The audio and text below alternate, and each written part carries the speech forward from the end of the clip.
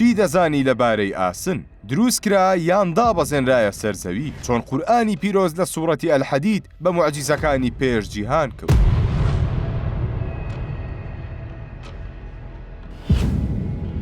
ئاسن و زانین لەبارەی ئاسن کەمە، وشەیەکی ئاسایی نییە کە گوێ بیستی دەبی، بەڵام نهێنیەکی گەورەی هەڵگرتووە کە سەدان ساڵ پێش جیهان هەبووە بە شێوەیە کە بیرمان دەهەژێنێ. ئەوەی ئێستا دەبیستی دەدهەژێنێ کاتێ هەست دەکەیت ئیسلام و قورئان بە سەدان ساڵ پێش جیهان و مرۆڤ کەوتووە. خودای گەورە لە قورئانی پیرۆز دەفەرموێ: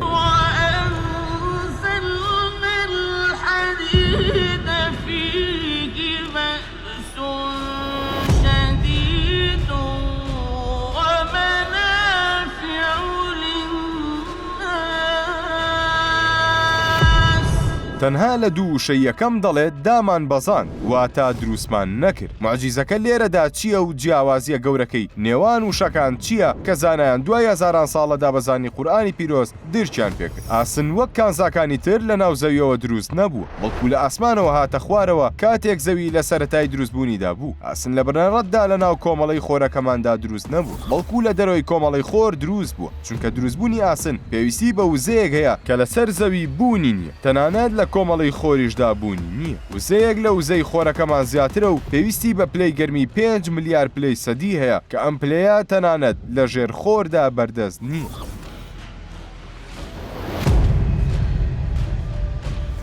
کەواتە ئاسن چۆن هاتە ئاراوە؟ ئاسن لە نەیزەکە دوورەکانەوە هاتووە و بەر زەوی کەوتووە و تێکەڵ بە زەوی و ناوچی زەوی بوو. کێشی ئەتۆمی ئاسن 57 یەکەیە، بۆیە لە ڕیزبەندی قورئانی پیرۆزدا و لە 114 سوورەتەکە سوورەتی ئەلحەدید 57هەمی سوورەتە لە قورئانی پیرۆز. ژمارەی ئەتۆمی ئاسن 29ە کە ژمارەی ئاەت لە سوورەتی ئەلحەدید 29 ئاەت. هەروەها سەیرە دڵی زەوی واتە ناوەندی گۆی زەوی و ناوچی زەوی لە ئاسن پێک، چونکە ئەگەر ئاسن بە ڕێژەیەکی زۆر لە ناوەندی زەویدا نەبووایە ئەوە ژیان لەسەر زەوی سەری هەڵ نەدەدا، چونکە ئاسن ئەو مادەیە کە کێڵگەی موگناتیزی بە زەوی بەخشی، چونکە بەهۆیەوە کەش و هەوا بە دەوری خۆیدا دەهێڵێتەوە و لە تیشکی سەروەنەوشەی ئەو تیشکە زیان بەخشانەی لە خۆرەوە دەردەچێت دەیپارێز. هەر بۆیە لێرەدا بۆمان دەردەکەوێت کە سوورەتی ئەلحەدید باسی دروستکردنی زەوی دەکات و ئاسن گرنگ و تایبەت بوو بە دڵی زەوی، بۆیە سوورەتی ئەلحەدیدیش لە دڵی قورئاندا هەڵکەوتووە. هەروەک چۆن ئاسن لە ناو دڵی زەوی دروست بووە، سوورەتی ئەلحەدیدیش 57هەمین سوورەتە